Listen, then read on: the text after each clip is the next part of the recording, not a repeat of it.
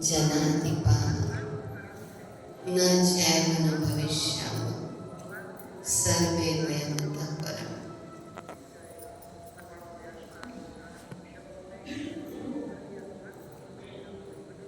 अर्थात वर्तमान में भी मैं हूँ, आप लोग हैं, इसके पहले भी हम थे, भिन्न नाम रूप रंग में, अभी भी हम हैं, फिर होंगे। हम सब भिन्न नाम रूप रंग में पहले भी मिले थे, अभी भी मिल रहे हैं, फिर मिलेंगे। परमात्मा ने दूसरे अध्याय में आत्मा का पाठ पक्का करा दिया और स्वयं को स्थिर बुद्धि बनने का ज्ञान दिया। परमात्मा अब हम सभी को श्रीमद् भगवत गीता की गहराई समझ में आ रही है।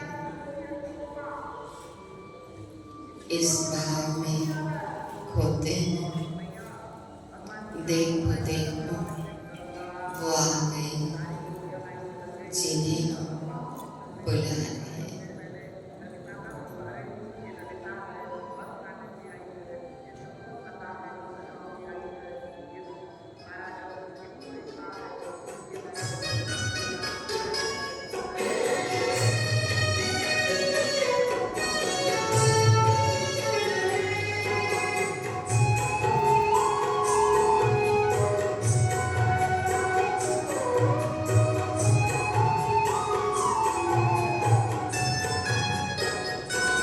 देखो देखो वो आ गए जिन्हें हम बुला रहे हैं। देखो देखो वो आ गए जिन्हें हम बुला रहे हैं।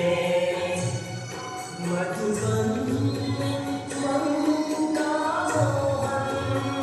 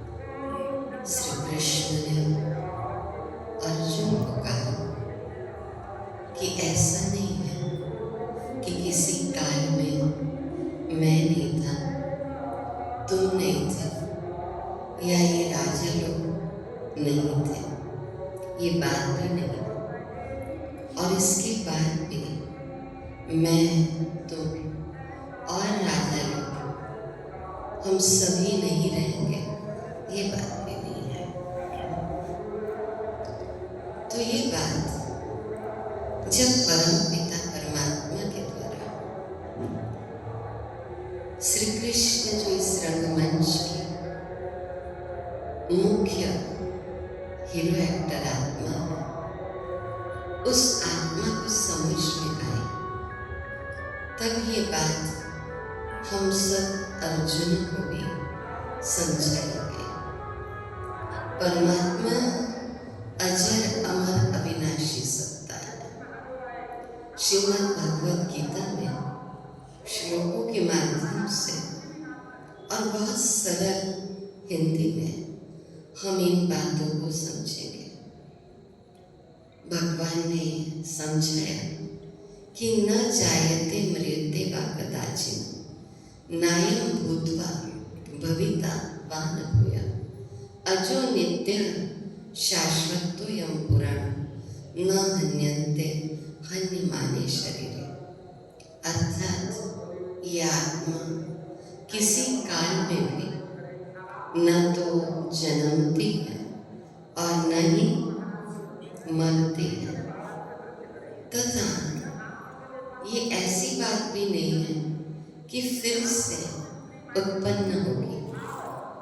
आत्मा नित्य है, शाश्वत है, अजन्मी है। शरीर जन्म लेता है, लेकिन आत्मा और शरीर कंबाइंड है, तो हम कहते हैं जन्म हो गया है। पर आत्मा का जन्म नहीं होता। शरीर के मारे जाने पर भी आत्मा को मारा नहीं जा सकता। तो भगवान ने समझा दिया कि वासांसि जीर्णानि यथा विहाय नवानि गृह्णाति नरोपराणि तथा शरीराणि विहाय जीर्णानि अन्यानि सयाति नवानि देहि। जैसे मनुष्य पुराने वस्त्रों का त्याग कर नए वस्त्रों को धारण करता है, इसी प्रकार जीव आत्मा पुराने शरीर को त्याग कर नए शरीरों को प्राप्त करती है। जिसको हमने गहराई से समझा कि इस आत्मा को शस्त्र काट नहीं सकते, वायु उड़ा नहीं सकती, जल गीला नहीं कर सकता और आग जला नहीं सकती। ये 5 तत्व मिलकर के भी आत्मा का नुकसान कर नहीं सकते। जातस्य हि ध्रुवो मृत्यु ध्रुवं जन्म मृतस्य च तस्मात् अपरिहार्यते न त्वं शोचितुम् अर्हसि। अर्थात जो पैदा हुआ है उसकी मृत्यु होगी और मरे हुए का जन्म होगा। ये जन्म मरण परिवर्तन के प्रवाह है। आज देखिए, अगर कोई भी बुजुर्ग देह का त्याग ही ना करे तो इस संसार में सब बुजुर्ग लोग नजर आएंगे आपको। अच्छा नहीं लगता? हमारी माँ है, हमारे पिता हैं।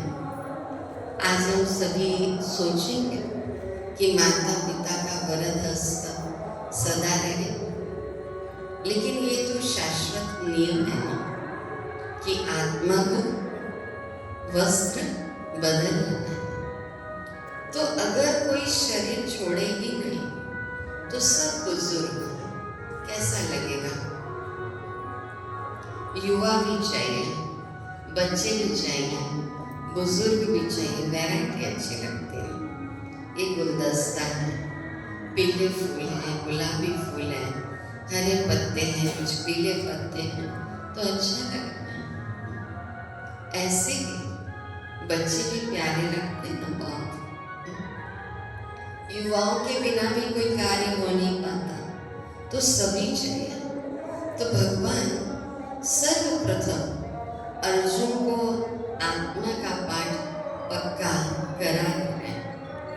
तो अर्जुन वस्त्र के लिए शोक मत कर। अव्यक्तादीनि भूतानि व्यक्तवध्यानि भारत अव्यक्त निधनान्येव तत्र का परिदेवना। अर्थात ये अर्जुन, संपूर्ण प्राणी जन्म से पहले अप्रगट थे और मरने के बाद भी अप्रगट हो जाने वाले, केवल बीच में ही वो प्रकट होते हैं। तो ऐसी स्थिति में क्या शोक करना। यानी जन्म से पहले अप्रगट थे। परमात्मा ने गीता में बहुत अच्छा समझाया कि आत्मा परम धाम की रहवासी, वह शरीर नहीं, वह अप्रगट रूप में थे, बीज। और फिर वो बीज, आत्मा बीज, नीचे वस्त्र धारण किया और फिर कहाँ हो जाने वाले हैं? अप्रगट यानी परम धाम। एक चक्र चलेगा, सतयुग, त्रेता, द्वापर, कलयुग। इसमें आत्मा का प्रगट रूप रहेगा और फिर अप्रगट रूप और फिर प्रगट रूप। इस बात को परमात्मा समझा रहे हैं कि संपूर्ण मानव जन्म से पहले अप्रगट थे, मरने के बाद भी अप्रगट हो जाने वाले हैं, केवल बीच में वो प्रकट होते हैं। ऐसी स्थिति में क्या शोक करना। देखिए, जब इस शरीर में से आत्मा निकलती है, घड़ी का सेकंड का काटा आगे बढ़ता हुआ टक, आत्मा देह छोड़ती। कई लोग पास में बैठे रहते हैं, उठ के थोड़ी देर के लिए गए, फिर आके देखते हैं कि आत्मा तो चली गई। बड़ा शौक होता है उनको कि अरे हम इतने देर बैठे थे यहाँ पर, हमारे सामने देह का त्याग नहीं किया और बस किचन में थोड़ी देर के लिए गई, आत्मा ने देह का त्याग कर दिया। काश मेरे सामने शरीर छोड़ते। कोई कहते हैं हॉस्पिटल ले जाते तो बहुत अच्छा होता, कोई कहता है हॉस्पिटल नहीं ले जाते तो बहुत अच्छा होता, कोई सोचता है वहां नहीं गए होते तो अच्छा होता।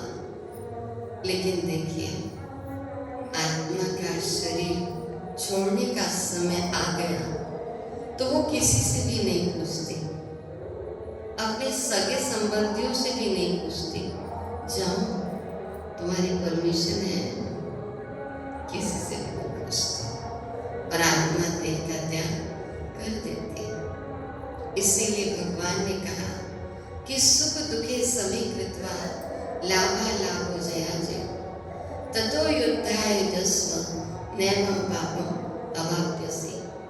अर्थात जय पराजय, लाभ हानि और सुख दुख को समान समझकर अर्जुन युद्ध के लिए तैयार हो जाए। इस प्रकार युद्ध करने से तो पाप को प्राप्त नहीं होगा। यानी ये अंदर के युद्ध की बात चल रही है, विकारों के साथ युद्ध करने की, और इस पर विजय प्राप्त कर ले। क्योंकि भगवान ने काम और क्रोध पर विजय प्राप्त करने की बात इसमें कही है। और कल भी समझाया था कि अगर किसी को दो शब्द बोलने भी है तो क्रोध के आवेग का होना बहुत जरूरी है, और भगवान क्रोध के आवेग को छोड़ने के लिए कह रहे हैं। ये अंतर मन के युद्ध की बात चल रही है। भगवान ने दूसरे अध्याय में ये समझाया कि त्रैगुण्य विषया वेदा निस्त्रिगुण्यो भव अर्जुन निर्द्वंद्वो नित्य सत्वस्थो निर्योगशील आत्मवान। अर्थात आपने रेड चेयर लगाते जो पहले सबको चेयर में बैठने दो, जरूरी नहीं है नीचे बैठना है, किसी को चेयर लगाकर चलना है। तो भगवान ने समझाया कि आत्मा सतोगुण, रजोगुण और तमोगुण से होकर के गुजरती है। तो ये प्रकृति के 3 गुणों से ऊपर उठकर आध्यात्मिक चेतना में स्थित हो जाओ। कभी कभी होता क्या है कि किसी को सत्वगुण का भी अभिमान आ जाता है कि मैं तो बड़ा सात्विक हूँ, ये देखो कैसे तमोगुणी है। तो गीता में पूरा समझाया गया है कि किस प्रकार सत्य में स्थित होना है, आत्म स्वरूप में स्थित होना है। आज एक कॉलेज में जाना हुआ था, वहाँ पर भी श्रीमद् भगवत गीता की महिमा की बात हमने समझा है कि स्वामी विवेकानंद जी का इंसल्ट करने के लिए विदेशियों ने गीता को सबसे नीचे रख दिया था और सारे शास्त्र ऊपर रखे थे। आज का युवा रहता तो क्रोध आ जाता। उस समय ना तो इलेक्ट्रॉनिक मीडिया थी, ना ही प्रिंट मीडिया थी, ना किसी के पास मोबाइल थे, लेकिन वो 38 साल का युवा पूरे विश्व में फेमस हो गया केवल पवित्रता और भारतीय संस्कृति के आधार पर। कुछ भी नहीं कहा और गीता को नीचे से खींच लिया तो सारे शास्त्र गिर गए और बिना कुछ बोले ये सिद्ध कर दिया कि श्रीमद् भगवत गीता सर्वश्रेष्ठ योग शास्त्र है, सर्व शास्त्रों में शिरोमणि है। तो इस प्रकार हमारे भीतर भी कुछ सात्विक मनोवृत्तियां हैं, उसको डेवलप करना है। जब आत्मा एक श्रेष्ठ स्थिति में पहुंच जाती है तब उसके भीतर सुख दुख का प्रभाव नहीं पड़ता। कोई मान करेगा, कोई अपमान करेगा, अपमान कर भी रहा है तब भी वो अंदर से खुश है। तो हमेशा हमारे जीवन में जागृति बनी रहनी जरूरी है कि मैं देह नहीं हूँ, देह से अलग एक आत्मा। एक बार एक गुरु शिष्य को आश्रम का कारोबार छोड़ करके जा रहे थे तो कहा ध्यान रखना आश्रम का। थोड़े दूर ही गए गुरु तो शिष्य को लगा पूछ लेता हूँ कि किस बात का ध्यान रखना है। तो दौड़ करके गया, गुरु बता दीजिए मुझे कि मैं किस बात का ध्यान रखूं। तो बस गुरु ने कहा जागृति। शिष्य रुक गया, गुरु आगे निकले, विचार करने लगा जागृति। फिर भी पूछ लेता हूँ, फिर भागा, फिर भी गुरु जी बता दीजिए ना कि किस बात का ध्यान रखूं। तो कहा जागृति जागृति। फिर शिष्य रुका, गुरु आगे निकले, कुछ समझ में नहीं आ रहा था। और उसके बाद फिर वो गया गुरु के पास और कहा मुझे फिर भी बता दीजिए कि किस बात का ध्यान रखूं। तो गुरु ने कहा जागृति जागृति जागृति, यानी हर पल जागृति बनी रहे कि मैं देह नहीं, देह से अलग एक आत्मा। न रूप का अभिमान, न धन दौलत का अभिमान, मैं को समर्पण कर दीजिए परमात्मा के आगे। तो अतीन्द्रिय सुख, परमात्मा प्यार की अनुभूति होने लगती है।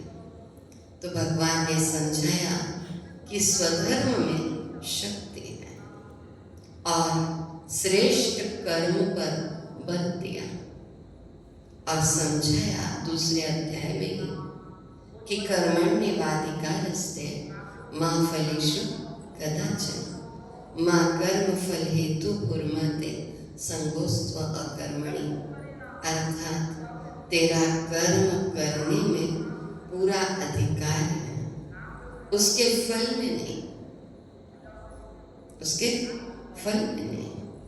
इसीलिए तू कर्मों के फल का हेतु मत बन, अर्थात तेरी कर्म करने में आसक्ति भी ना। मैं श्रेष्ठ देते जाऊँ, बेस्ट देते जाऊँ, बेस्ट की रिजल्ट बेस्ट आएगी, अच्छे कर्म के रिजल्ट अच्छे आएगी। जैसा बीज बोगे वैसा तो फल निकलेगा। लेकिन कई लोगों को ये रहस्य नहीं समझ में आता।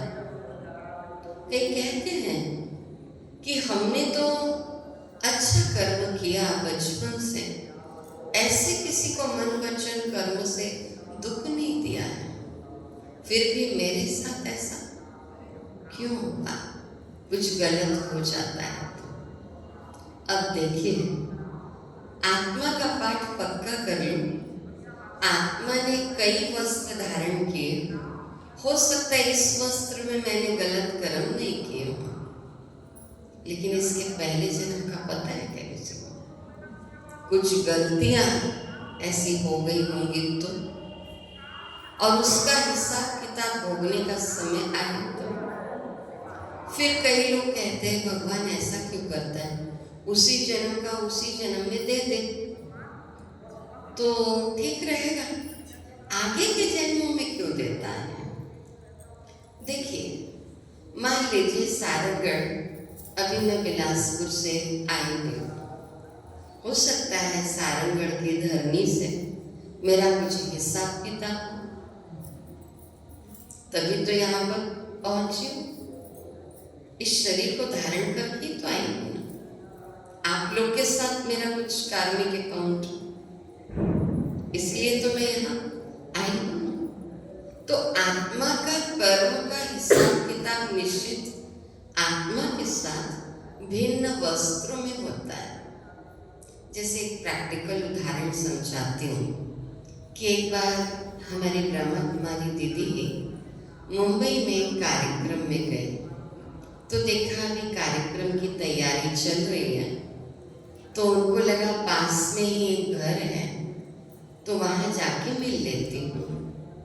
तो जब गए घर तो देखा उस समय सब लोग सीरियल देख रहे थे।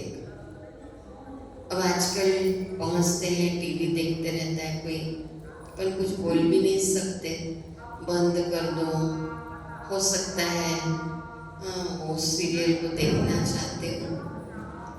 तो सभी देख रहे थे, घर के दादा दादी, माता पिता, बच्चे। तो एक छोटे बच्चे ने कहा कि दीदी प्लीज़ डोंट माइंड, आप भी हमारे साथ ये सीरियल देखिए, और जब ख़त्म हो जाएगा ना ये सीरियल, तब मम्मी पापा आपसे बात कर लेंगे। अब मना तो नहीं कर सकते थे, थोड़ी देर का था वो, 20 मिनट का सीरियल।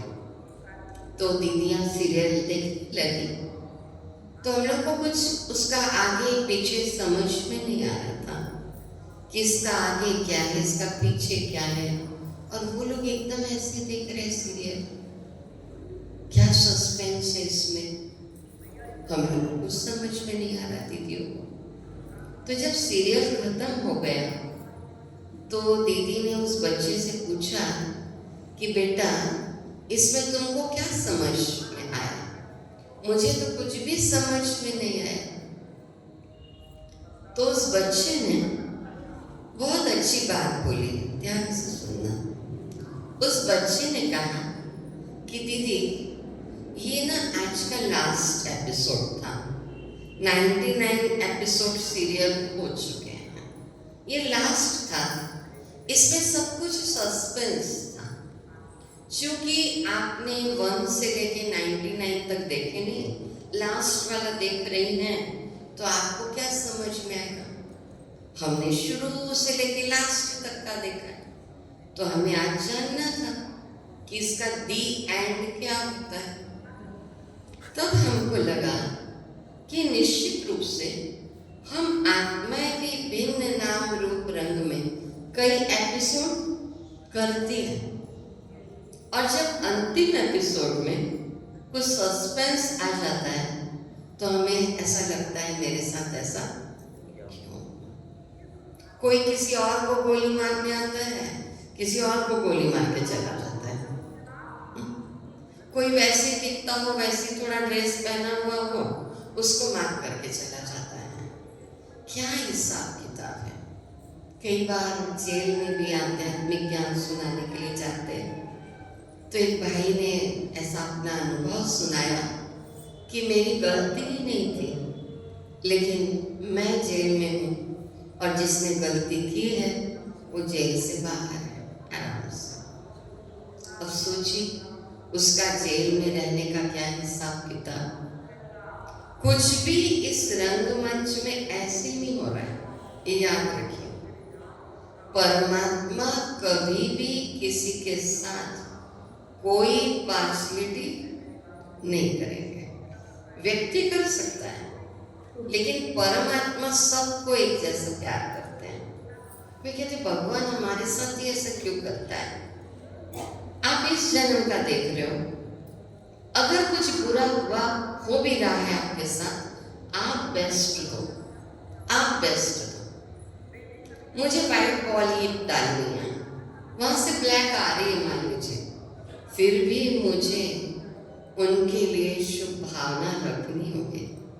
तो कहते पॉसिबल नहीं है, वो इतना हमें टॉर्चर करते हैं, मैं कैसे एक शब्द भी ना बोलूं, वो तो दीदी निकले गई ना। आज कॉलेज में गई थी तो एक बहन ने वही प्रश्न किया कि दीदी एक तो मैं किसी को कुछ बोलती नहीं, लेकिन अगर किसी ने मुझे कुछ बोला जबरदस्ती, तो मैं फिर 15 तो उसको सुनाऊंगी। तो देखिए कंट्रोलिंग पावर और रूलिंग पावर का होना बहुत जरूरी है। किसको किसको अच्छा लगता है गुस्सा करने के बाद कि वाह आज गुस्सा करने के बाद बड़ा मजा आ गया, वहां तो उठो है कोई नहीं। आज तक किसी को गुस्सा करने के बाद अच्छा नहीं लगता, तो जो चीज़ अच्छी नहीं लगती है वो तो नहीं करते ना।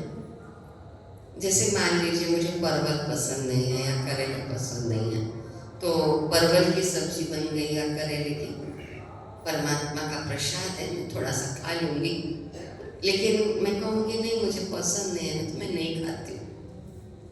तो जब पसंद नहीं है तो नहीं खाते हैं, तो जब क्रोध करना पसंद नहीं है तो फिर क्यों करते हैं। तो क्या कहते हैं कि दीदी चाहते नहीं हैं लेकिन आ जाता है, ऐसे तो नहीं आया होगा ना। तो देखो आज से प्रयोग करना शुरू कीजिए। थॉट प्रोसेस में आ रहा है मुझे किसी के ऊपर गुस्सा, लेकिन यहाँ थोड़ा कंट्रोल करना शुरू कीजिए। लेकिन कई बार लोग कंट्रोल करते हैं, 2-3 दिन के बाद ज्वालामुखी फटता है फिर, और ऐसा फटता है ना कि क्या बताएं, दूसरा और परेशान हो जाता है फिर। उससे अच्छा उसी दिन बोल देते कोई अच्छे थे, मन में और बेचैनी हो जाती है। तो ऐसा क्यों ना हो जाए, परमात्मा शक्ति परमात्मा प्रेम के आधार पर कि सामने वाला अपना विलन का पार्ट प्ले कर रहा है, मुझे अपना हीरो पार्ट अदा करना है। ठीक है, विलन को विलन का पार्ट अदा करने दो। आप कोई मूवी देखते हो, उसमें केवल हीरो हीरोइन का प्रेम ही दिखाते रहे 3 घंटे तक, आपको अच्छी लगेगी क्या वो मूवी? बच्चे क्या कहेंगे, थोड़ा ड्यूशम होना चाहिए, थोड़ा कुछ होना चाहिए ना, ऐसा विलन का भी रोल होना चाहिए। तो इस रंगमंच में भी ये परिस्थितियाँ हमारे सामने आती हैं, तब हमें पता चलता है कि हम कितने शांत स्वरूप हैं। एक और प्रैक्टिकल घटना, कर्म की बात चल रही है, कितना कर्म करने में अधिकार है अर्जुन। मैं जैसे बिलासपुर से चढ़ी, मुझे अहमदाबाद तक जाना था, फिर आबू तक जाना था, तो बिलासपुर में चढ़े, तो बिलासपुर में एक भाई चढ़े और कहा कि मुझे रायपुर तक जाना है दीदी, 2 घंटा बैठने देंगे क्या? अब वाइट ड्रेस में भी देखते हैं, सोचते हैं हाँ दीदी है बैठने दे देंगी। तो मैंने कहा ठीक है, रायपुर तक ही तो जाना है, बैठ जाइए, प्यार से कहा। फिर वो रायपुर में उतर गए। फिर रायपुर में दूसरे व्यक्ति चढ़े, अच्छे ही दिख रहे थे। तो वो भी आए तो उन्होंने मुझे कहा कि दीदी मुझे ना राजनांदगांव तक जाना है, तो आप अपनी सीट पर थोड़ा जगह दे देंगे क्या बैठने के लिए? तो मैंने कहा चलो, दिन का समय है, बैठ जाइए। प्यार से बैठने दे दिया मैंने, अब लंबी सीट तो है। अब वो बैठ गए राजनांदगांव में। फिर वो उतर गए, एक तीसरे भाई चढ़े, वो हमारे ही पास आए फिर घूम फिर के और कहा दीदी बस गोंदिया तक जाना है, गोंदिया तक बैठ जाऊँ क्या? थोड़ा सा मुझे भी लग रहा था थोड़ा कमर सीधी कर लूँ, थोड़ी थकान सी महसूस हो रही थी। फिर भी मैंने कहा चलो बैठ जाएंगे गोंदिया तक। अब वो उतरे, हो रहा था कुछ खेल और मेरी भी परीक्षा हो रही थी समझ लीजिए, लेकिन कंट्रोलिंग पावर थी। अब गोंदिया में वो उतरे, फिर चौथे भाई चढ़े, वो भी आए और कहा बस दीदी नागपुर तक जाना है, थोड़ी दूर तो है नागपुर, बैठ जाऊँ क्या? थोड़ा सा मिल जाएगी जगह यहाँ। मैंने कहा भाई साहब मैं बिलासपुर से बैठी हुई हूँ, अब थोड़ा सा मुझे कमर सीधी करनी है, थोड़ा लेटना चाहूँगी मैं, और आप दूसरी कहीं जगह देख लीजिए। मैंने बहुत प्यार से कहा, बहुत प्यार से, कोई उनका अपमान नहीं किया, लेकिन उन्होंने चीखना चिल्लाना शुरू कर दिया कि ये ब्रह्मा कुमारियाँ हैं, सारी ट्रेन ही इन्होंने खरीद ली है, सारी सीट ही इनकी है, देखो नागपुर तक जाने के लिए जगह मांगी, श्वेत वस्त्रधारी तो हैं लेकिन बैठने के लिए जगह भी नहीं दे सकते, बहुत इस मार्ग पर तो चलते हैं, देख लिया सबको, सारी पब्लिक उसकी आवाज़ सुन रही है। अब ऐसे समय पर मुझे शांत रहना चाहिए कि कुछ बोलना चाहिए कि बिल्कुल मौन व्रत धारण करके चादर ओढ़ के सो लो? बताइए क्या करना चाहिए? अब ये परिस्थिति कोई बहुत बड़ी परिस्थिति नहीं थी, टिकट लिया है, पूरा अधिकार है अपना उस बर्थ पर, लेकिन वो जो बोल रहे हैं उस पर तो मेरा अधिकार नहीं है ना। मैं शांत रही, मैं मुस्कुराती रही और मैं फिर सो गई, है ना। तो कई बार ऐसी परिस्थितियां आती हैं तो परमात्मा ने हमें समझाया कर्म कर, अच्छा कर्म कर, श्रेष्ठ कर्म कर। हमें किसी को गलत नहीं कहना है, गाली नहीं देनी है, किसी का अपमान नहीं करना है, लेकिन मेरा वर्तमान श्रेष्ठ है तो मेरा भविष्य भी श्रेष्ठ होगा ही होगा। और आत्मा ने अगर अभी देह का त्याग कर दिया तो भी मैंने जो श्रेष्ठ संस्कारों का बीज बोया है वो संस्कार तो मेरे साथ जाएंगे। इसलिए भगवान ने कहा योगस्थ कुरु कर्मणि संगत्वैक्त्वा धनंजय सिद्ध सिद्धयो समो भूत्वा समत्वम योग उच्यते। अर्थात योग में स्थित होकर आसक्ति का त्याग कर सिद्धि और असिद्धि में समान बुद्धि वाला होकर योग में स्थित हो जा और कर्म कर, और ऐसा कर्म ही समत्व योग कहलाता है। कर्म छोड़ने के लिए भगवान ने नहीं कहा। आप गृहस्थ जीवन में हैं, बहुत अच्छी गृहस्थी बनी, किसी की पत्नी है, बहुत अच्छी पत्नी बनी है, किसी की माँ है, बहुत अच्छी माँ बनी है, किसी की सास है, बहुत अच्छी सास बनी है। आप किसी के पति हैं, किसी के भाई हैं, किसी के दोस्त हैं, किसी के पुत्र हैं, जो रोल मिला हुआ है उस रोल को बहुत अच्छे से योग में स्थित होकर करना है। और श्रीमद् भगवद गीता ज्ञान टोटल गृहस्थियों के लिए ही है कि गृहस्थ का त्याग नहीं, वस्त्रों का भी कोई आपको सफेद वस्त्र धारण करने की जरूरत नहीं, रंगीन वस्त्र पहनिए। माताएं बहनें हैं, उनका कुछ श्रृंगार होता है ना, चूड़ियाँ पहनती, मंगलसूत्र पहनते, मांग भरते, बिछिया पे सब श्रृंगार कीजिए। वो श्रृंगार की मना नहीं है, लेकिन साथ साथ आत्मा का भी श्रृंगार करना है। तो ध्यान दीजिए इस बात को कि जब मन कमजोर हो जाता है, जब मन कमजोर हो जाता है तब परिस्थिति बन जाती समस्या। जब मन कमजोर हो जाता है तो परिस्थिति बन जाती है समस्या। जब मन संतुलित स्थिति में है तब परिस्थिति बन जाती है चुनौती। और जब मन शक्तिशाली होता है तब परिस्थिति बन जाती है अवसर। तो शांत और शक्तिशाली मन हमेशा अपनी समस्याओं में सफलता प्राप्त करता है। इसके बाद अर्जुन का एक प्रश्न उत्पन्न होता है, क्योंकि आत्मा का ज्ञान तो सुना और कर्म भी करना है योग में स्थित होकर, लेकिन अर्जुन के अंदर एक प्रश्न आता है कि स्थित प्रज्ञस्य का भाषा समाधिस्तस्य केशव स्तदति किम प्रभाषित किमासीत व्रजेत किम। अर्जुन का प्रश्न कि हे केशव, समाधि में स्थित परमात्मा को प्राप्त हुए स्थिर बुद्धि पुरुष के क्या लक्षण है?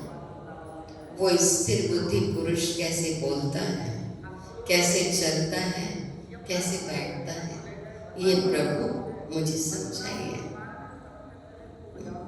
प्रश्न कर रहे हैं अर्जुन। तो केशव आज कहा गया। अर्जुन ने परमात्मा को क्या कहा? केशव। केशव क ब्रह्मा, अ विष्णु और ईश शिव, ये तीनों जिसके स्वरूप हो उसे क्या कहा गया? केशव।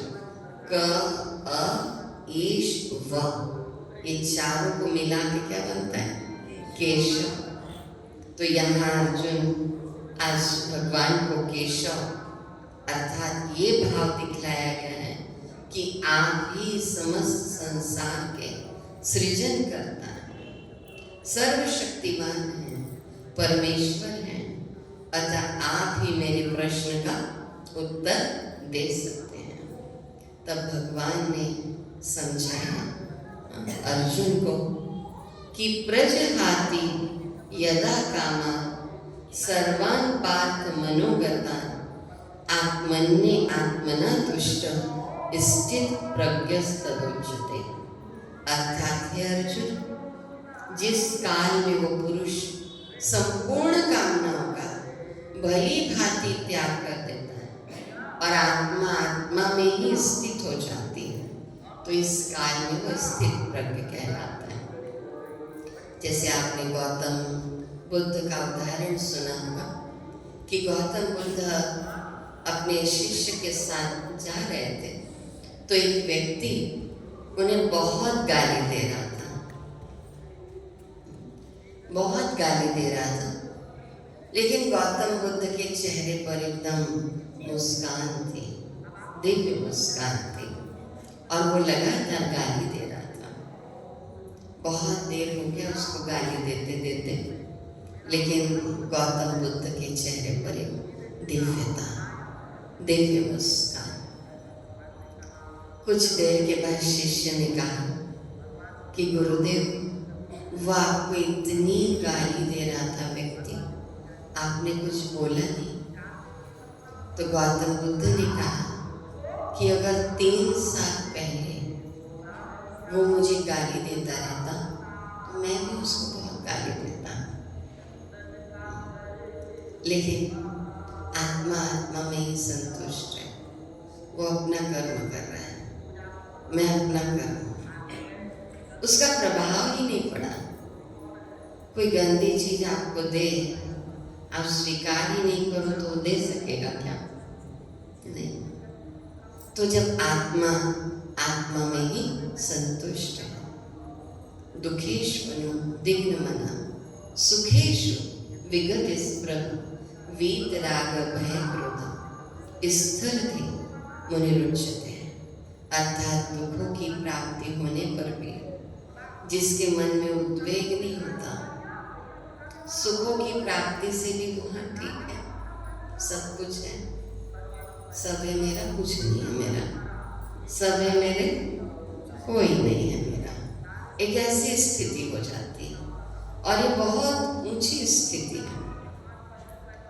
शायद मुझे ऐसा अनुभव होने लगा, चलो मुझे तो बहुत जल्दी एक वैराग्य की स्थिति का अनुभव हुआ, लेकिन फिर भी इंसान जब 50 पार करता है ना, तो उसे जीवन की सत्यता शायद समझ में और आने लगती है। और अगर सही मार्ग मिल जाए, मुझे बाल्यावस्था में मिल गया, माँ के गर्भ में मिल गया, तो युवावस्था में वो भटकाव का प्रश्न आया नहीं। पढ़ाई भी सब हुआ, लेकिन एक लक्ष्य जैसे जीवन का कि कुछ अलग हटके करना है। क्या करना है, ये ब्रह्मा कुमारी इसमें आके समझ में आ गया। बचपन से ही मैं माँ के गर्भ में जब थी, तो स्वामी सत्यानंद सरस्वती जी बिहार योग विद्यालय मुंगेर, माँ का तब से वहीं जाना शुरू हो गया था। 3 साल की उम्र से तो मुझे सब याद है। 3 साल की उम्र में ही गुरु मंत्र प्राप्त हो गया, माला जपा करते थे, ओम नमः शिवाय, ओम नमः शिवाय। गुरुदेव का भी बहुत प्यार मिला, वहाँ भी जा के 1 महीना रहते थे। और फिर वहीं रहते रहते धानबाद में जब गए थे गुरु पूर्णिमा में, तो ब्रह्मा कुमारी का एक स्टॉल लगा था, वहाँ जाके ज्ञान सुना, तो ऐसा लगा कि मुझे मेरी मंजिल मिल रही है। पढ़ाई एक और है, माता पिता की इच्छाओं को भी पूर्ण करना है कि पढ़ाई है, लेकिन ऐसा लगता था कि संसार में मुझे परमात्मा ने कुछ करने के लिए भेजा है। क्या करना है लक्ष्य स्पष्ट नहीं था। मैंने रामदेव बाबा से भी प्रशिक्षण लिया है, महर्षि महेश योगी जी से भी लिया है, स्वामी सत्यानंद जी से भी लिया है, और ब्रह्मा कुमारी इसमें जब 1976 में और सही रूप में 1982 में ये ज्ञान सुना, तो बस मुझे लगा मंजिल मिल गई, मेरे जीवन की खोज खत्म हो गई, यात्रा चल रही है, यात्रा चल रही है। किसी को डगर मुश्किल लग सकती है, लेकिन मुझे लगा मेरे लिए तो सब सरल है। कोई आए तो कभी किसी ने कहा कि आपने सब त्याग कर दिया रंगीन वस्त्रों का, मुश्किल नहीं लगा। मैंने कहा बहुत सरल है, बहुत सरल लगा मुझे।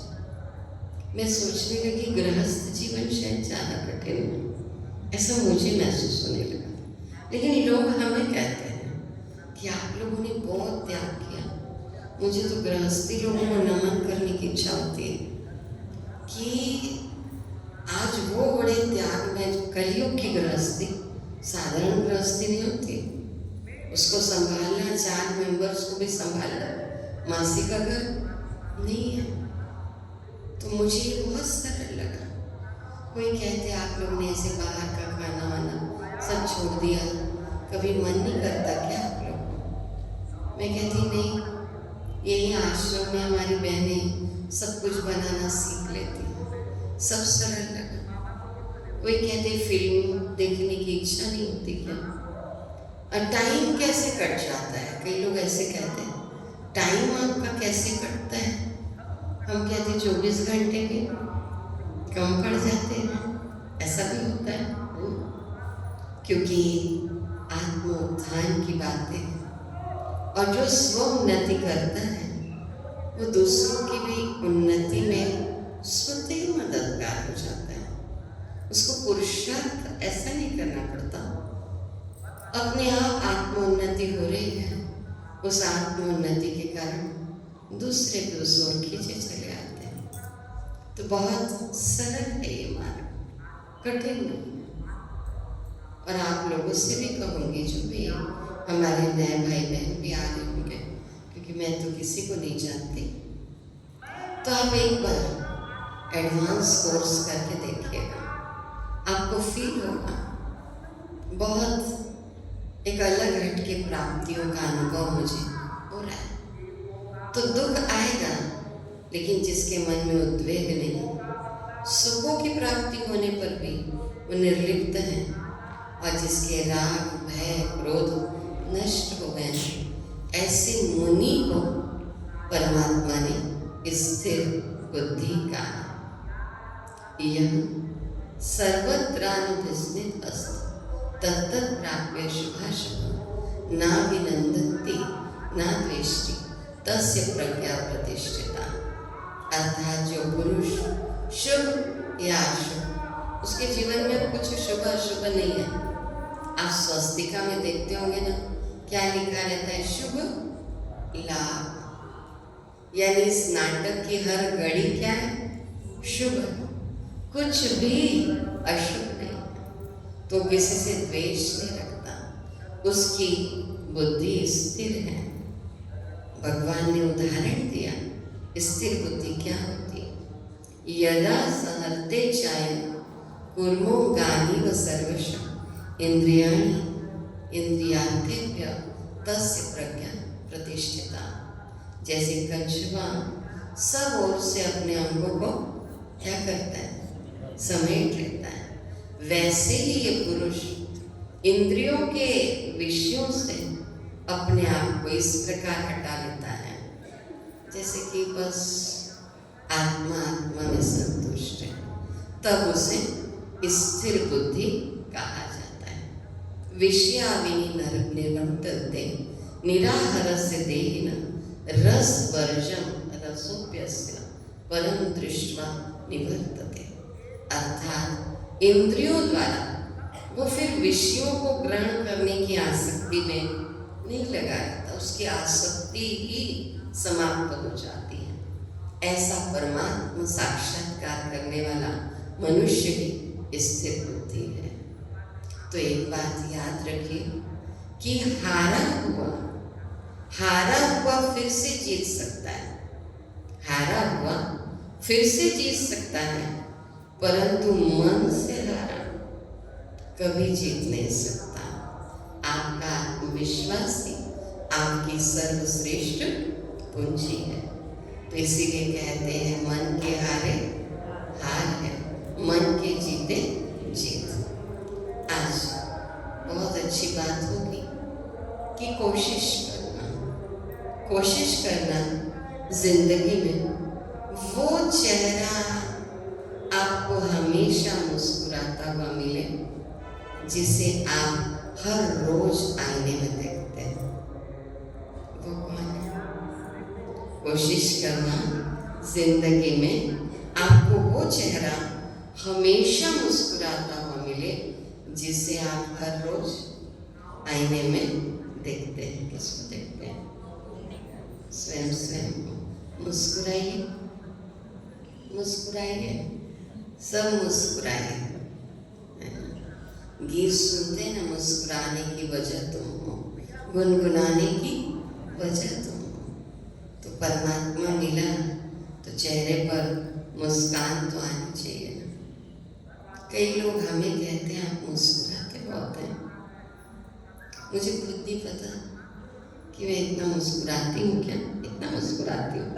तो मुस्कुराना तो चाहिए, तो मेरे चेहरे को देख के आप भी मुस्कुराओ। तो गीत गाते हैं ना कि किसी ने अपना बना के मुझको मुस्कुराना सिखा दिया। तो परमात्मा के बने और मुस्कुराने की कला आ गई। तो जो सफ़र की शुरुआत करते हैं ना, वो मंजिल भी पा लेते हैं।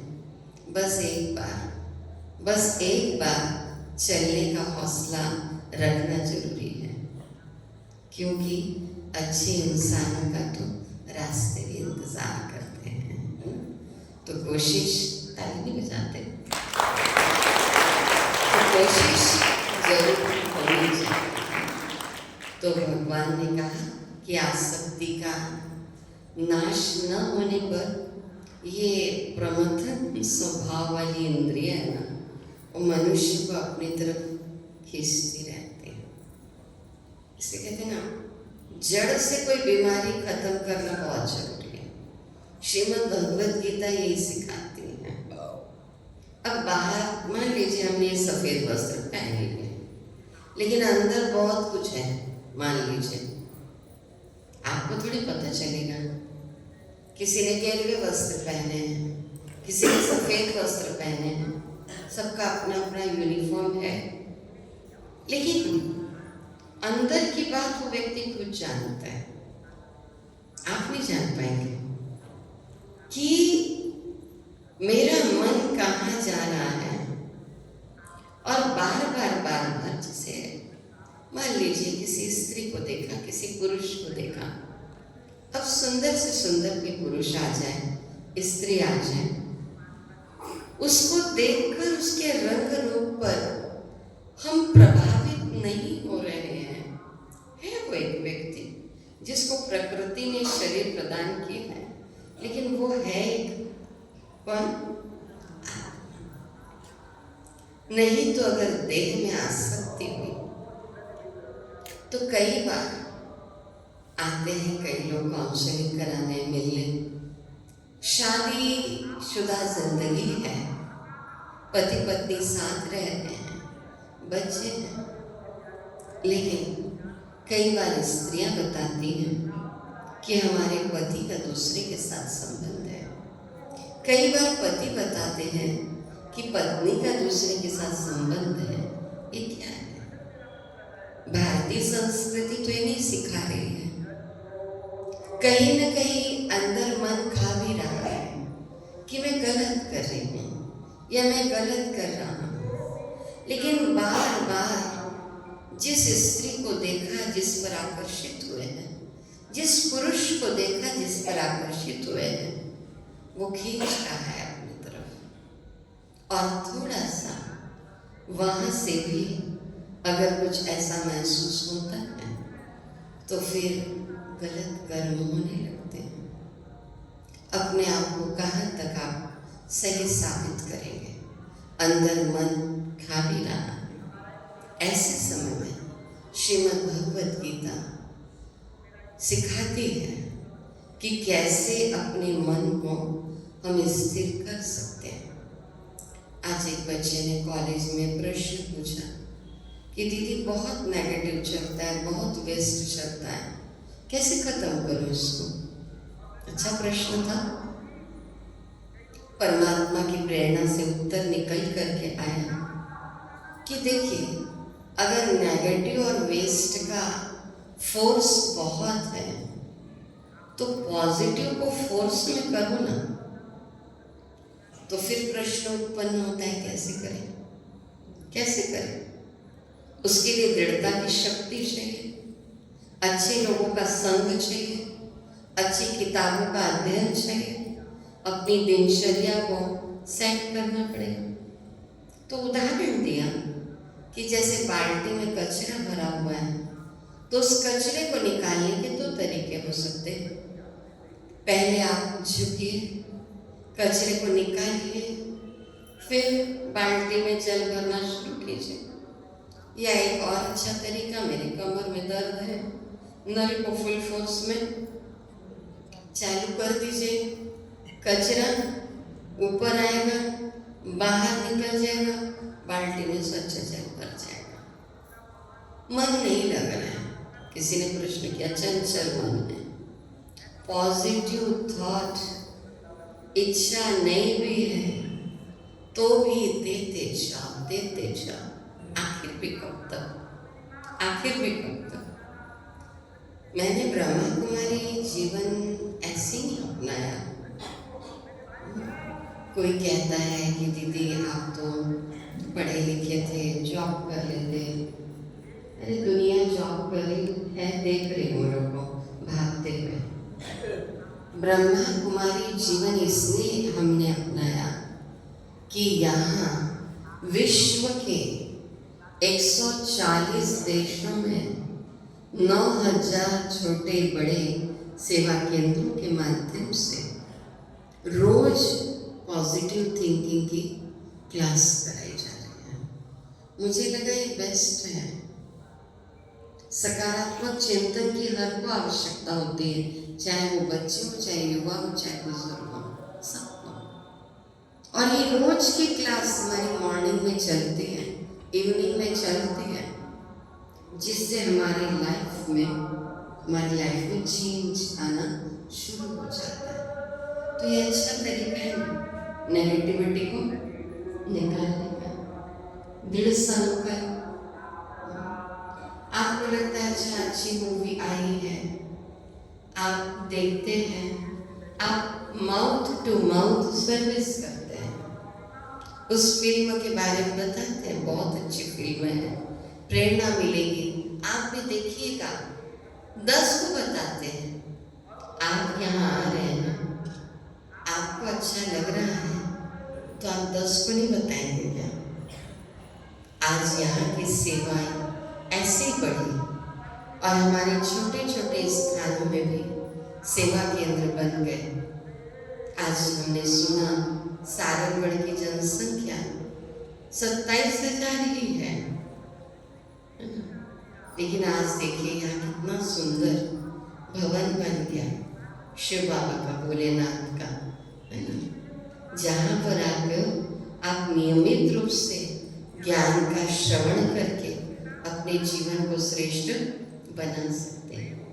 तो ये प्रमथन स्वभाव वाली इंद्रिय है, कभी कान खींचता है, कभी मुख खींचता है, कभी आंखें खींचती हैं।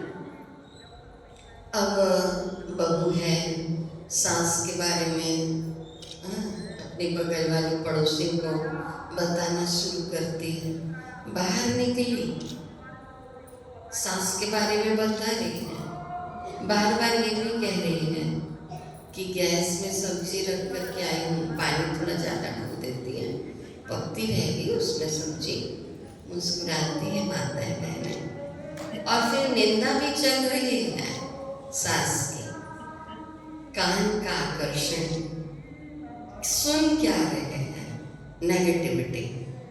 पहले कहते थे घर की बात घर में रहनी चाहिए, अब बाहर जा रही है बहुत बात, है ना। पर्यावरण प्रदूषण की बात करते हैं, मानसिक प्रदूषण बढ़ रहा है, इस पर कंट्रोल नहीं। दूसरी कह देना कि सास भी माँ समान होती है, मत बताओ, माँ भी तो डांटती थी, आज सास ने थोड़ा बोल दिया, ससुर ने थोड़ा बोल दिया तो क्या हो गया। सास भी अगर बहू की चुगली कर रही है, दूसरी बहू की प्रशंसा हो रही है, अपनी बहू की नहीं हो रही है, कहीं ना कहीं तो लगता ही है, मन खाता तो है कि गलत तो कर रही हूँ, यहाँ की बात वहाँ पहुँचा रही। इस पर कंट्रोल, इस पर कंट्रोल, इस पर भी कंट्रोल। बच्चे सबसे ज़्यादा क्या देखते हैं? मोबाइल। कौन कौन बच्चे देखते हैं? तो इस पर भी क्या चाहिए? कंट्रोल। 15 मिनट देखेंगे, 3 घंटे की मूवी देख लेते हैं, तो स्थिति तो ठीक नहीं रहती ना। तो मन, बुद्धि और संस्कार ये भी आत्मा की शक्ति है, और ये कर्मेंद्रियां फिर मन जहाँ ले जाता है वहाँ जाती। दृढ़ता की आवश्यकता है।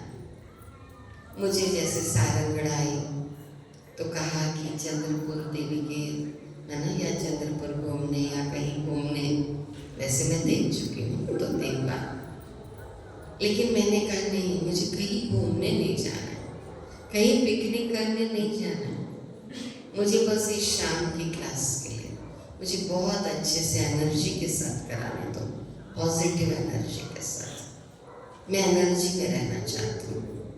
क्या पिकनिक में जाके एनर्जी आ जाएगी क्या? या कहीं घूम के आ जाएंगे? हाँ, देवी के दर्शन की बात है तो जरूर हम लोग भी मंदिरों में जाते हैं, ऐसी बात नहीं है, क्योंकि हम देवी देवताओं को मानते हैं और देवत्व के गुणों को अपने जीवन में धारण करने का प्रयास करते हैं। और इसी आधार पर नई दुनिया जरूर आएगी। तो भगवान ने कहा, तानि सर्वाणि संयम युक्त आसीत मत्परम वशे ही यस्येन्द्रियाणि तस्य प्रज्ञा प्रतिष्ठिता। इसलिए साधक को चाहिए कि वो संपूर्ण इंद्रियों को वश में करके, समाहित करके मुझे याद करे, यानी परमात्मा को याद करे, ध्यान में बैठे।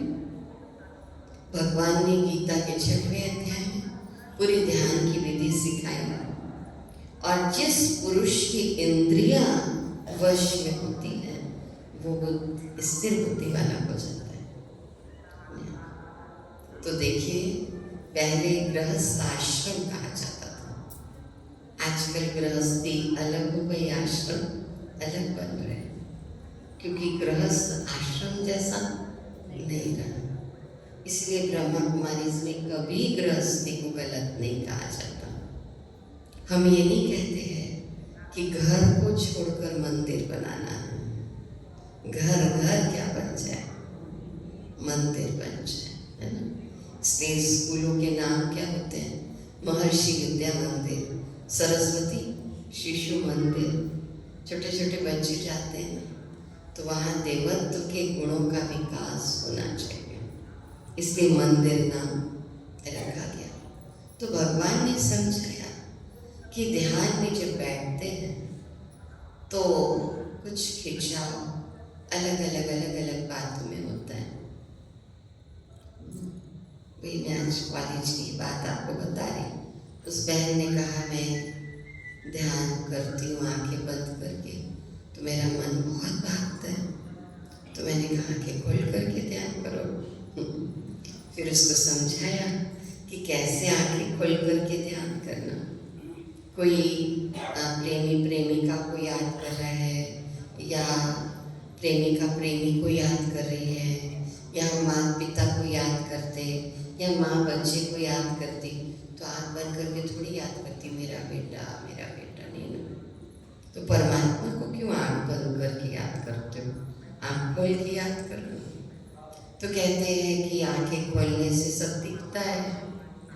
तो मैंने उनको कह दिया, आप ही ने तो कहा कि आँख बंद करने से बहुत मेरा चंचल मन है, तो आंखें बंद करने से तो सारा संसार दिखने लगता है। तो ठीक है, आंखें खोल लो और एक पॉइंट पर देख रहे होंगे आप, एक ज्योति, उस पॉइंट पर अपने मन को एकाग्र करो, क्योंकि आत्मा ज्योति स्वरूप है और आत्मा के पिता परमात्मा भी ज्योति स्वरूप है।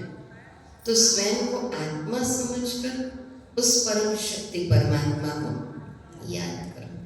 बहुत अच्छा श्लोक है कि ध्यायतो विषयान् पुंसः संगस्ते सुपजायते संगात् संजायते कामः कामात् क्रोधो विजायते। क्रोधात् भवति सम्मोहः सम्मोहात् स्मृति विभ्रमः स्मृति भ्रंशात् बुद्धिनाशः बुद्धिनाशात् प्रणश्यति।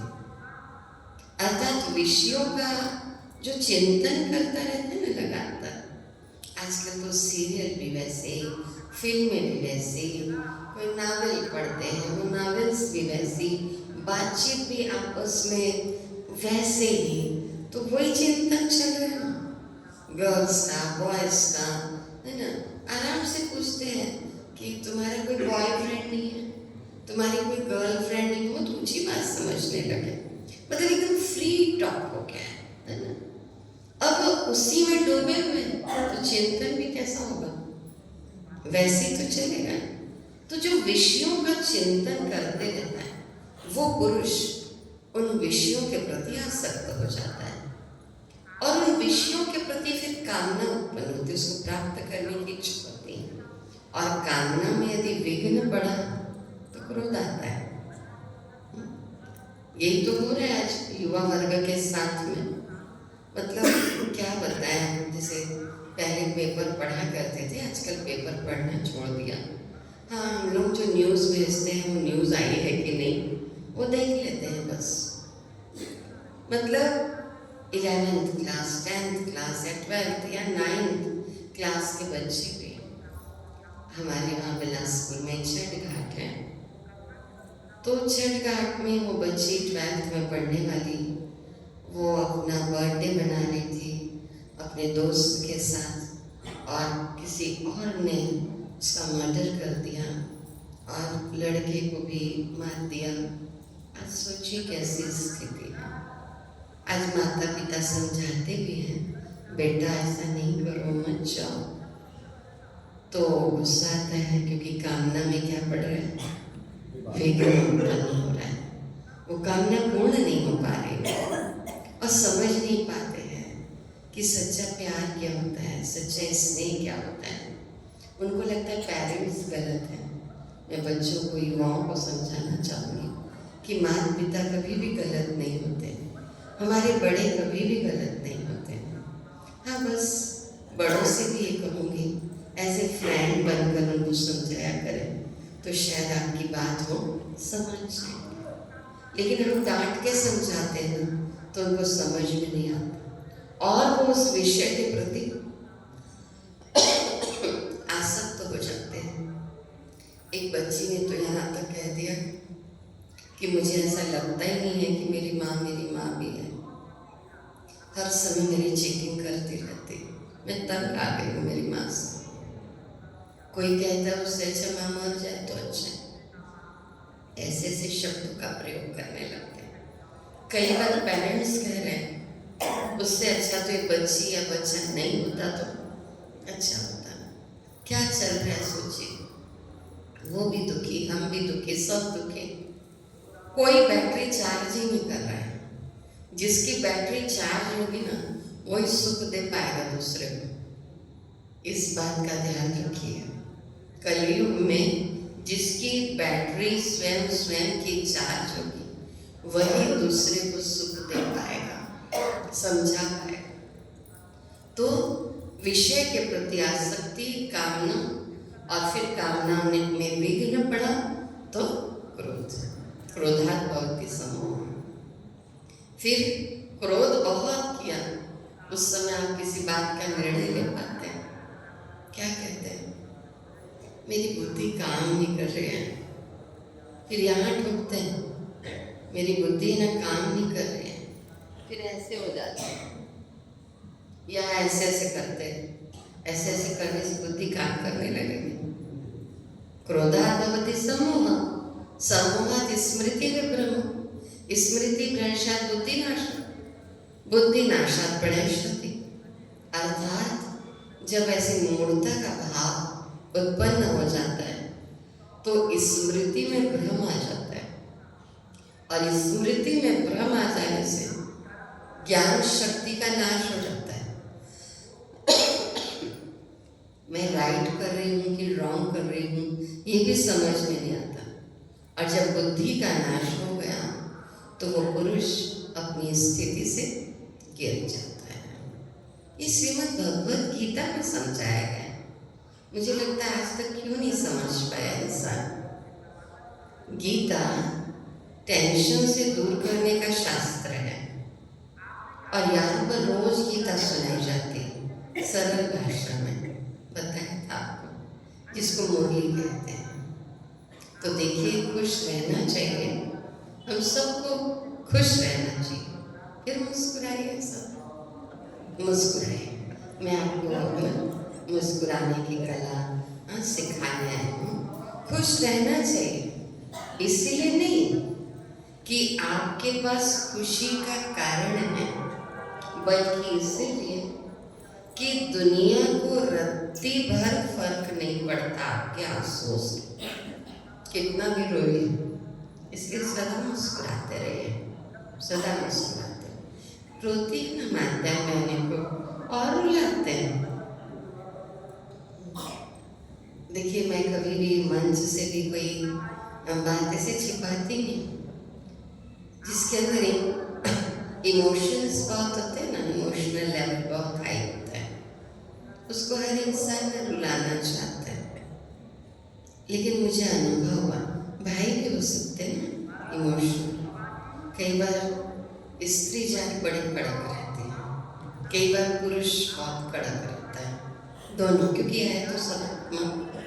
जिसका भी इमोशनल लेवल बहुत हाई होगा, बहुत ज़्यादा हाई, वो टूट जाता है, वो टूटेगा भी। लेकिन इमोशनल लेवल हाई होने के साथ साथ उसको अगर सही ज्ञान मिल जाए, उसको कोई संभालने वाला भले न मिले, लेकिन परमात्मा मिल गया उसको, उसका साथी परमात्मा हो गया, तो फिर वो रन करने लगता है, तब उसकी विल पावर डेवलप हो जाती है। तो भगवान ने समझाया कि अपने अधीन किए हुए अंतःकरण वाला साधक अपने वश में की हुई राग द्वेष रहित इंद्रियों द्वारा विषयों में विचरण करता हुआ अंतःकरण की प्रसन्नता को प्राप्त कर लेता है। हर बात को चैलेंज के रूप में लेता है। अच्छा, मेरी परीक्षा हुई है ना, तो अब मैं एक क्लास आगे बढ़ूंगी।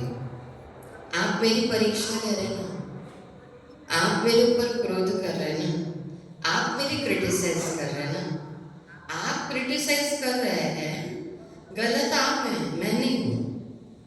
निंदक नियरे राखिए आंगन कुटी छपाए, बिनु पानी बिनु साबना निर्मल हो सोए। कहते निंदा हमारी जो करे मित्र हमारा सोए। बता तो दिया मेरी गलती कहाँ पर है।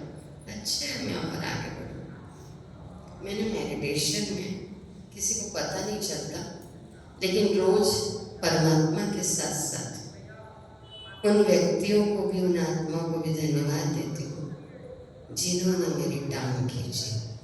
अभी भी मैं दे रही हूँ, उनको भी धन्यवाद देती हूँ कि आप थे इसीलिए मैंने रन किया, आप न होते तो नहीं रन कर पाती।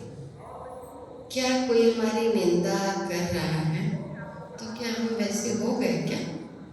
आप मान लेते हो ना कि उसने मेरी निंदा की, माना मैं वैसी हूँ, तो हमें अच्छा नहीं लगता। लेकिन मैंने जो कर्म नहीं किया, फिर डरना क्यों? डरने की कोई बात है नहीं, और उसको जवाब भी नहीं देना। ठीक है, हमारे यहाँ सिखाया जाता कि अगर आप गलत हो तो भी आप चुप रहो, अगर आप राइट हो तो भी आप चुप रहो। राइट हो तो चुप रहो, और रॉन्ग हो तो चुप रहना ही चाहिए, रहना ही चाहिए, क्योंकि आपने गलती की है। किस बात का अभिमान करते हो? रंग रूप का, धन दौलत का, कुछ भी साथ में जाने वाला नहीं है।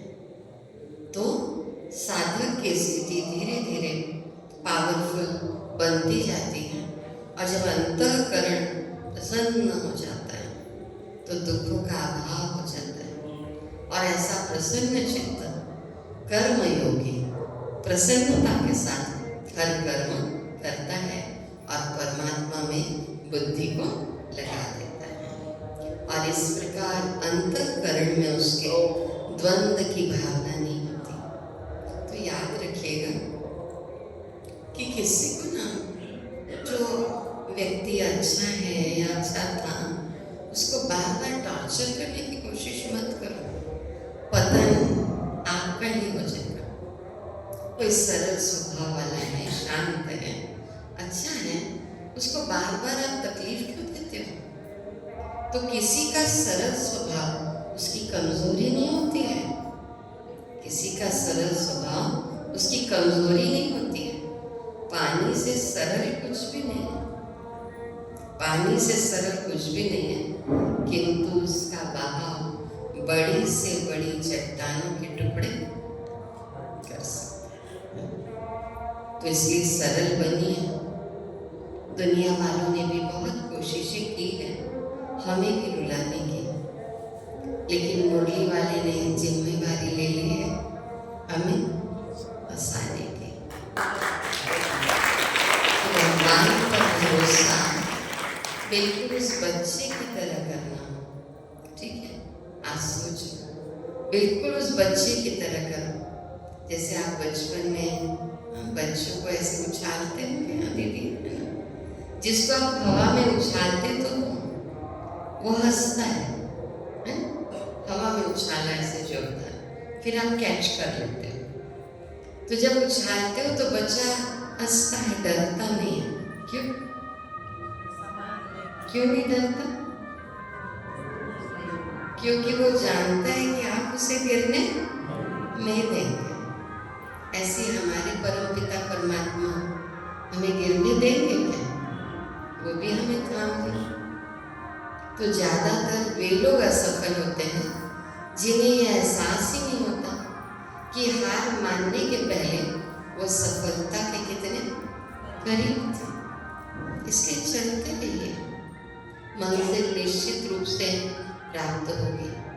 तो भगवान ने समझा दिया कि जैसे जल में चलने वाली नाव को वायु भर लेती है, वैसे ही विषयों में विचरती इंद्रियों में से मन है ना, जिस इंद्रिय के साथ रहता है, जिस भी इंद्रिय के साथ रहता है, वो एक इंद्रिय व्यक्ति की बुद्धि को भर लेती है। ठीक है, ठीक है। वो भाई फोटो ले रहे होंगे और आप उस तरफ देख रहे होंगे तो आपका फोटो उन्हें देखते हुए आ जाएगा, इसलिए आपको देखना इधर है। ध्यान की बातें चल रही हैं, है ना? तो मन जहाँ भागेगा तो इंद्रियां भी फिर साथ साथ क्या करती है? भागती। तो बहुत अच्छा उदाहरण दिया भगवान ने कि एक कर्णेंद्रिय के वश होकर मृग, एक स्पर्श इंद्रिय के वश होकर हाथी, एक चक्षु इंद्रिय के वश होकर पतंगा, एक रसना इंद्रिय के वशीभूत होकर मछली और घ्राण इंद्रिय के वशीभूत होकर भ्रमर। कैसे प्रभावित होते हैं? तो एक अकेली इंद्रिय मन को अपने ओर खींच लेती। शुगर बहुत बढ़ा हुआ लेकिन रह नहीं सक रहे, चावल के बिना, रसगुल्ले के बिना, काजू कतली के बिना नहीं। गए भाई पार्टी में, रसगुल्ला 4-5 खा लेते, कौन देख रहा है? पत्नी कह रही आपको शुगर है जी, है ना? ठीक है, 2 ही तो खा रहा हूँ, जाके दवाई ले लूंगी। ऐसी स्थिति खींच रहे रसना इंद्रिय। तो देखो, स्पर्श इंद्रिय के वशीभूत होकर हाथी को अंकुश की मार खानी पड़ती है। रसना इंद्रिय के वशीभूत होकर जो मछली हमेशा पानी में रहती है परंतु फिर भी कांटे में कंठ को क्या कर लेती है? फंसा कर अपने प्राणों को गवा देती है। घ्राण इंद्रिय भ्रमर कवल के अंदर बंद हो जाता है कि रात भर मकरंद का रसास्वादन करता रहूँगा और सुबह कमल खिलेगा और मैं निकल जाऊँगा। लेकिन तालाब में हाथी प्रवेश करता है और वो कमल को भ्रमर सहित खा लेता है। तो एक इंद्रिय आकर्षित करे, चक्षु इंद्रिय पतंगा, है ना? कैसे दीपक के समीप जाता है, उसको क्या मालूम? महफिल में चल उठी है क्षमा परवानों के लिए, प्रीत बनी है दुनिया में मर जाने के लिए। तो पतंगा, है ना, खुद भी दुखी होता है और अपने को जलाता है। कर्ण इंद्रिय के वशीभूत होकर, है ना, हिरण वीणा की मधुर तान में तल्लीन हो जाता है और शिकारी के बाण से मारा जाता है, उसका शिकार कर लेता है। तो भगवान ने कहा तस्मात् यस्य महाभाग निगृहीतानि सर्वशः इंद्रियाणि इंद्रियार्थेभ्यः तस्य प्रज्ञा प्रतिष्ठिता। इसलिए हे महाभाग, जिस पुरुष की इंद्रियों के विषयों में सब प्रकार से वश में की हुई है, उसी बुद्धि को स्थिर बुद्धि कहा जाता है। मैं आज दूसरा अध्याय खत्म करने वाली हूँ ना, और आपके पूरे 18 अध्याय लेने। विक्रम भाई आज को गीत बजेगा, आरंभ है प्रचंड आज।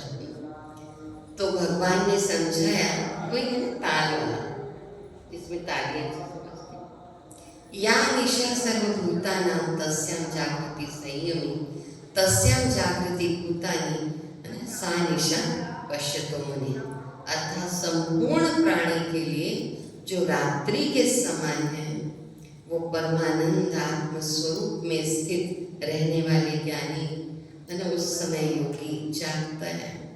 और जिस नाशवान सांसारिक सुख की प्राप्ति में सब प्राणी जागते हैं, परमात्मा के तत्व को जानने वाले मुनि के लिए वो रात्रि के समान है। दिन में सब आनंद ले रहे हैं, कौन क्या कर रहा है, कौन क्या कर रहा है, लेकिन वो जागते हुए भी मुनि सो रहा है और सोते हुए भी जाग रहा है। तो भगवान ने अंतर बता दिया, क्योंकि दूसरे अध्याय में टोटल 72 श्लोक आते हैं। बहुत अच्छे से इसको हमने समझा। इन 3 दिनों में हम विषाद योग और सांख्य योग स्थित प्रज्ञ की भाषा को समझ रहे हैं। कल हम और आगे बढ़ेंगे। लोग समझते हैं एक अध्याय का अध्ययन भी बहुत मुक्ति और जीवन मुक्ति को दिलाने वाला होता है, और यहाँ पर 18 अध्याय आप बहुत साधारण स्वरूप में सरल हिंदी में सुनेंगे। आपूर्यमाणं अचिरं प्रतिष्ठं समुद्रमापः प्रविशन्ति यद्वत् तत्तत्कामाय प्रविशन्ति सर्वे सहशान्तिमाप्नोति न कामकामी। तो भगवान ने समझाया, जैसे नाना नदियों का जल सब ओर से परिपूर्ण अचल प्रतिष्ठा वाले समुद्र को विचलित न करते हुए उसमें समा जाता है, वैसे सब इच्छाएं, तृष्णाएं आत्म अनुभव और परमात्मा अनुभव में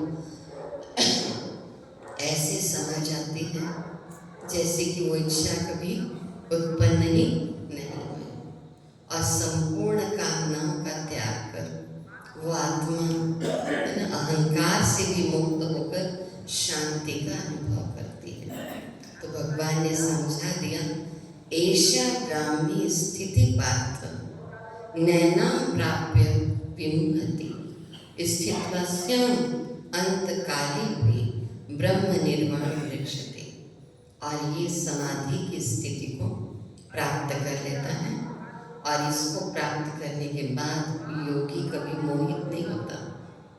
एक गृहस्थ जीवन में भी किया जा सकता है, और अंत काल में ऐसी स्थिति को प्राप्त करने वाला ब्रह्मानंद को प्राप्त कर लेता है। आत्मानुभव, परमात्मा अनुभव, और जब विषयों में भी आसक्ति भी खत्म हो जाती है, तब आनंद की अनुभूति आत्मा को स्वतः ही होती है। तो परमात्मा ने, हम परमात्मा प्यार से बाबा कहते हैं, तो परमात्मा ने पूरे वैज्ञानिक तरीके से ये ज्ञान दे दिया, जिसमें अध्यात्म भी है, और स्टेप बाय स्टेप अर्जुन को लॉजिकली सब बात समझा दी।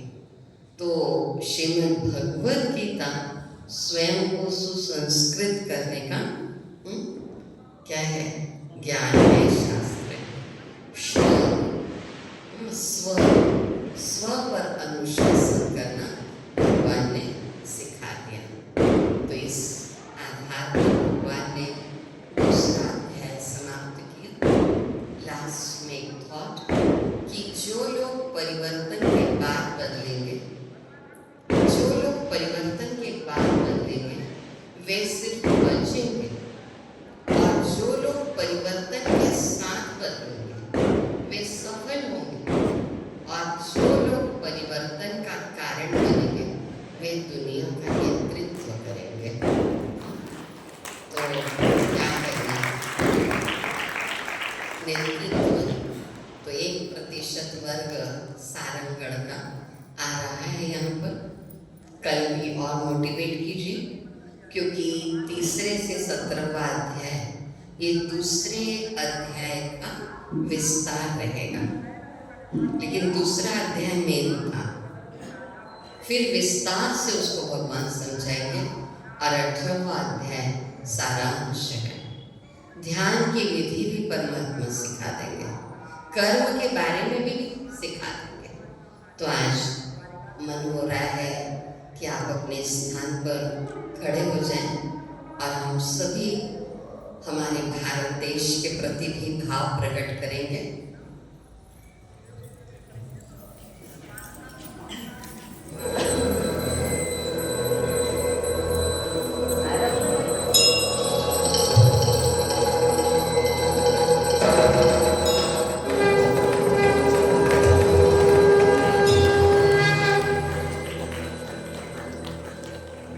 बोल मस्तकों के झुंड बाज जंग की घड़ी की तुम गुहार दो। मान शान या की जान खाओ दान आज एक धनुष के बाण पे उतार दो। प्रचंड बोल मस्तकों के झुंड बाज जंग की घड़ी की तुम गुहार दो। मान शान या की जान खाओ दान आज एक धनुष के बाण पे उतार दो।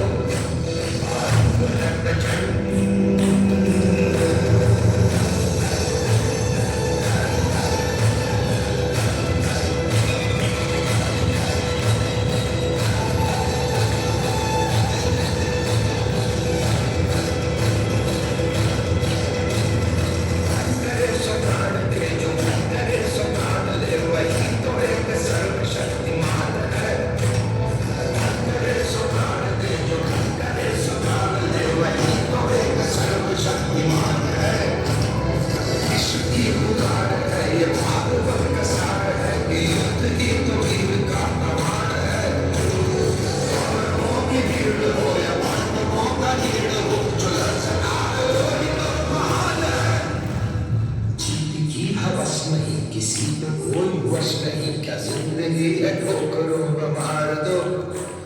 मौत बंद है नहीं